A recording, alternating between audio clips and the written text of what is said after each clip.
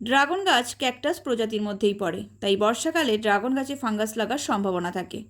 এখানে স্প্রে বোতলের মধ্যে আমি স্যাপ পাউডার গুলে নিয়েছি, তাও আবার খুবই হালকা করে। মোটামুটি 1 লিটার জলে 1 চামচ দিলেই যথেষ্ট। আমি আমার ড্রাগন গাছগুলোতে সপ্তাহে 1 দিন করে স্যাপ পাউডারের স্প্রে করি। এটা এক ধরনের ফাঙ্গিসাইড, যাতে করে ড্রাগন গাছে ফাঙ্গাস না লাগে তার জন্য এটা ব্যবহার করা হয়।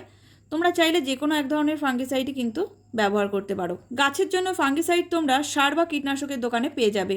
অনেকেই কমেন্ট করো দেখেছি যে এটা কোথায় পাওয়া যায়, তাই জন্য এটা বলে দিলাম। তোমরা সার কীটনাশকের দোকানে গেলে অবশ্যই পেয়ে যাবে। স্যাপ না পাও, যে কোনো এক ধরনের ফাঙ্গিসাইড অবশ্যই পাবে। তো যেটাই হোক, ব্যবহার করলে একই ধরনের কাজ হবে। তো আমার গাছগুলোতে আজকে স্প্রে করছি, তাই তোমাদের সাথে একটু শেয়ার করে দিলাম। সপ্তাহে 1 দিন করে এইভাবে স্প্রে করা হয়, খুব হালকা করে।